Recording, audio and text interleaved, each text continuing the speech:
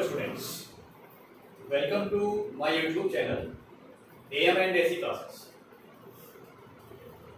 आज आपको बता दें स्टूडेंट्स कि ये हमारा पहला वीडियो है YouTube पर AM and AC classes channel पे।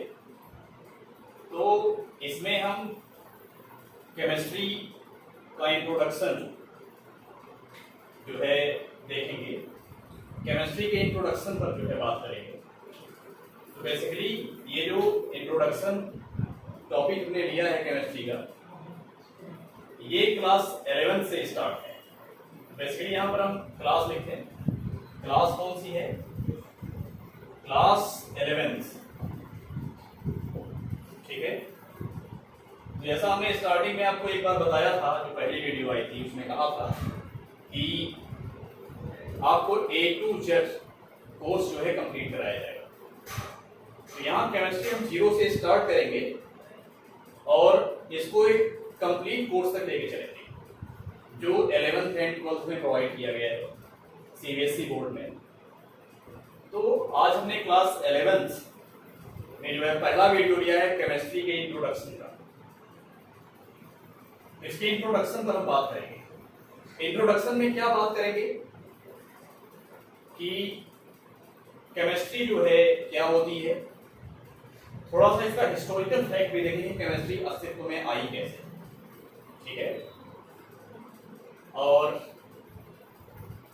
इसकी जरूरत क्यों पड़ी, इसको पढ़ते क्यों हैं, किस लिए पढ़ते हैं, केमिस्ट्री में स्कोप क्या है, एटसेट्रा एटसेट्रा, जो भी है उसको हम डिस्कस करेंगे। तो क्लास 11th में फर्स्ट चैप्टर है स्टूडेंट्स। तो इंट्रोडक्शन में सबसे पहले हम ये देखेंगे कि केमिस्ट्री जो है साइंस की एक ब्रांच है। जैसा कि आपने छोटी क्लास में पढ़ा होगा साइंस, साइंस जो है क्या होता है, उसकी डेफिनेशन आपको पता है। आपको बता दें, the systematic knowledge of anything is known as science. Science जो है किसी भी सब्सटेंस का जो सिस्टमैटिक नॉलेज है उसी को हम लोग साइंस कहते हैं। जैसे सपोज दैट हमारे पास एक मार्कर है, ये ध्यान दीजिएगा, ये मार्कर एक सब्सटेंस है, मैटर है।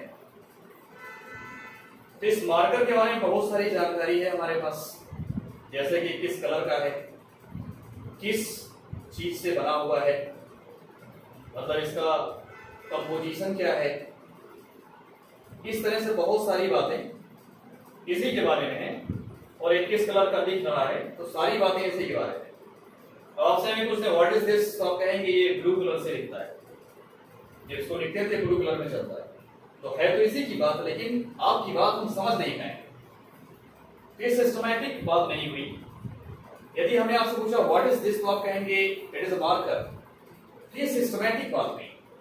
तो सिस्टमैटिक नॉलेज जो है वही हमारा साइंस है।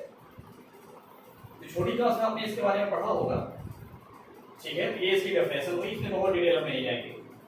अब साइंस को जो है स्टार्टिंग में एट फर्स्ट 2 क्लास में क्लासिफाई किया गया। फर्स्ट क्लास है फिजिकल साइंस। साइंस का जो पहला क्लास है दैट इज फिजिकल साइंस।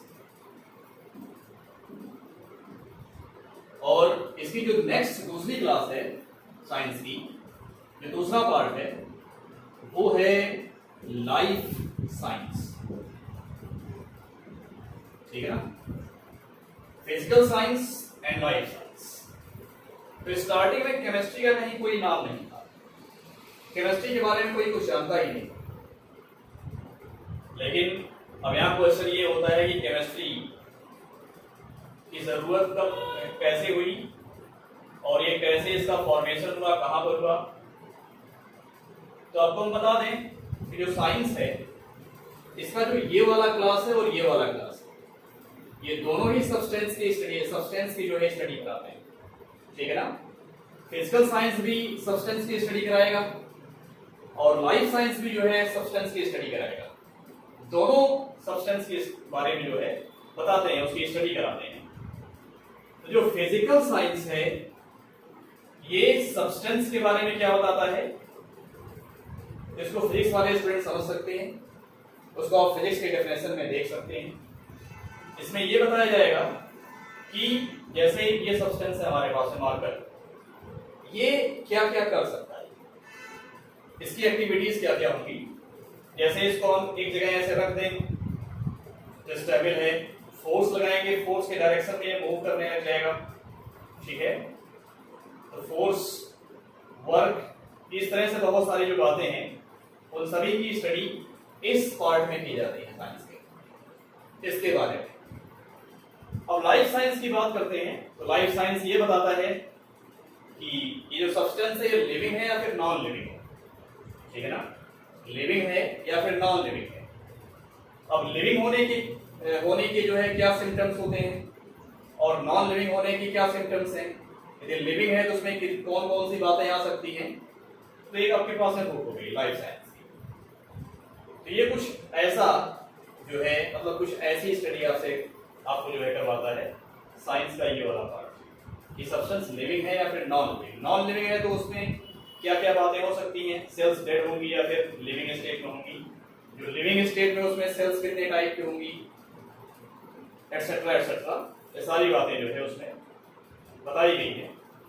लेकिन यहां पर आप इसकी पूरी स्टडी कर लीजिए और इसकी पूरी स्टडी कर लीजिए, इसके बाद भी इस सब्सटेंस के बारे में कुछ क्वेश्चंस का जो आंसर है वो नहीं मिलता, और ना तो इसमें मिलता है ना ही इसमें मिलता है। जो बचे हुए क्वेश्चंस हैं उसका आंसर जब नहीं मिल रहा था तो केमिस्ट्री का जो है फॉर्मेशन हुआ। केमिस्ट्री की एक तरह से जो है, केमिस्ट्री जो एक तरीके से अस्तित्व में आया है कह सकते हैं। तो साइंस का जो तीसरा ब्रांच आया बाद में वो क्या आया, केमिस्ट्री आया। ये बहुत ही बाद में आया, ये सब पहले थे, पहले ये थे बाद में किया आया, कहने का मतलब ये। तो अब ये केमिस्ट्री जो है किस तरह के क्वेश्चंस का आंसर देती है, तो आपको बता दें। जैसे ये मार्कर है, इसकी प्रॉपर्टीज क्या होंगी, प्रॉपर्टीज मतलब physical property and chemical properties. इस सब्सटेंस का जो कंपोजिशन है वो क्या होगा, इसमें किस तरह के चेंजेस होंगे। तो इन सभी क्वेश्चंस का आंसर आपको ना तो इसमें मिलेगा और ना ही इसमें मिलेगा। केमिस्ट्री में जो है इन सभी क्वेश्चंस का आंसर आपको मिलेगा। तो यहां पर जो केमिस्ट्री की डेफिनेशन होगी वो क्या होगी, chemistry is the branch of science that deals with the study of composition, properties of substances and its changes। मतलब सब्सटेंस की जो कंपोजिशन है, उसकी जो प्रॉपर्टीज हैं, फिजिकल एंड केमिकल प्रॉपर्टीज, और उसमें किस तरह के चेंज होते हैं, इन सभी बातों का अध्ययन, मतलब उसकी स्टडी हम जो है इस पार्ट में करते हैं, साइंस के इस पार्ट में, इसको केमिस्ट्री कहते हैं। बात समझ गए आपको। तो ये है केमिस्ट्री। अब थोड़ा सा केमिस्ट्री की हिस्ट्री पर हम बात करें। ये तो केमिस्ट्री की डेफिनेशन हुई, अब थोड़ा केमिस्ट्री की हिस्ट्री देख लेते हैं। तो स्टूडेंट्स ध्यान दीजिएगा, जो ये केमिस्ट्री एक सब्जेक्ट है साइंस का, जो कि एक पार्ट है।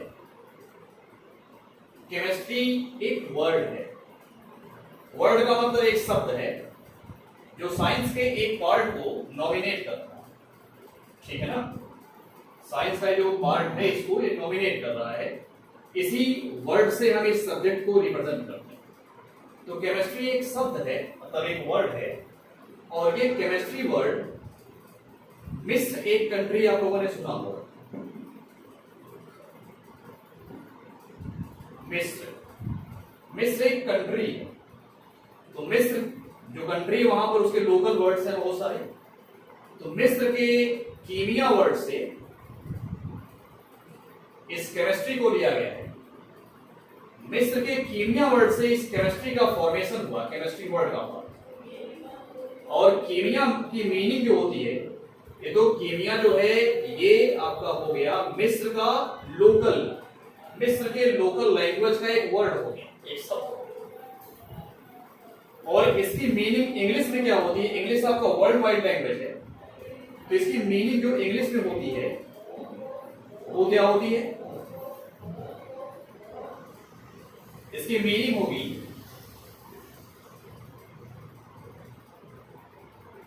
ब्लैक। तो आप लोग कह रहे होंगे कि ब्लैक मतलब केमिस्ट्री जो वर्ड है, जब हमने उसको डिटरमाइन करने की कोशिश की तो हमें लास्ट में ब्लैक कलर मिल गया। ये कलर होता है, आप सभी जानते हैं, ब्लैक मतलब काला, ये ब्लैक कलर होता है। तो अब यहां पर क्वेश्चन ये आता है कि केमिस्ट्री की डेफिनेशन तो कुछ और है, लेकिन केमिस्ट्री वर्ड का मतलब ब्लैक है।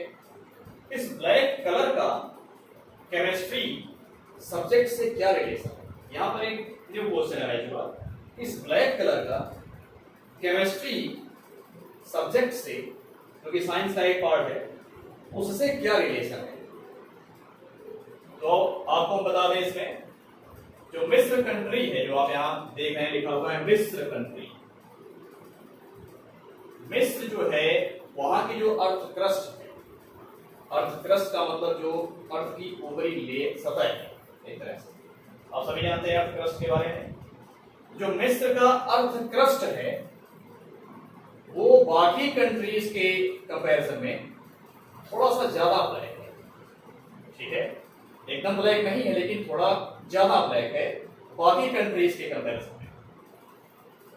तो मिस्र के लोगों ने अपने अर्थ, एक तरह से कह सकते हैं अपने धरती के प्रॉपर्टीज को इस सब्जेक्ट के प्रॉपर्टीज से जोड़ने की कोशिश किया, ताकि जब भी इस केमिस्ट्री शब्द का मतलब केमिस्ट्री वर्ड का डिस्कस किया जाए तो मिस्र की जो अर्थ है उसकी प्रॉपर्टी का डिस्कस जरूर किया जाए, जो कि ब्लैक। अब यहां पर आपको हम थोड़ा सा एक पॉइंट बताना चाहेंगे। जैसे मान लीजिए आप ही हैं, यदि आपको पढ़ा लिखा दिया जाए, पढ़ लिख लेंगे आप, और आप पढ़ लिख करके पीएचडी कर रहे हैं, सपोज दैट पीएचडी करने के लिए आपको जो इंस्ट्रूमेंट चाहिए, जो आपकी रिक्वायरमेंट है, वो आपके कंट्री में पूरी नहीं हो रही।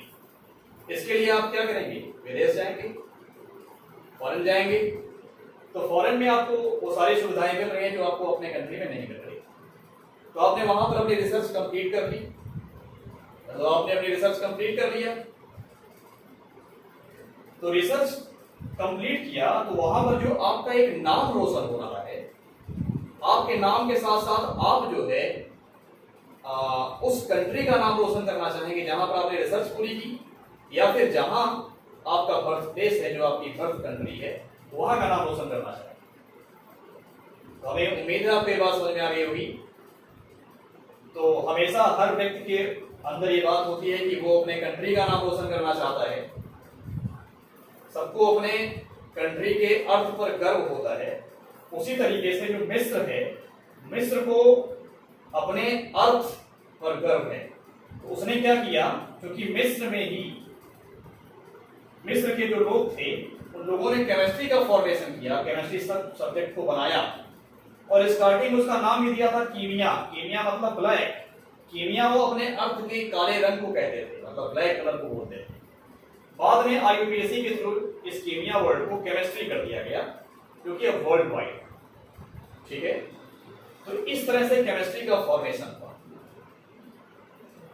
तो अब थोड़ा इसमें हम बात करेंगे कि जो केमिस्ट्री है इसकी डेफिनेशन में हमने एक वर्ड यूज किया था, मैटर।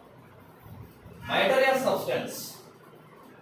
तो आपने छोटी क्लास से ही पढ़ा होगा कि सब्सटेंस क्या होता है और उसका क्लासिफिकेशन किस तरीके से किया गया है, ये आपको मालूम होगा, लेकिन बहुत लोगों को नहीं मालूम होगा, इसलिए उसको हम यहां भी डिस्कस करेंगे, क्योंकि अभी इंट्रोडक्शन की बात कर रहे हैं।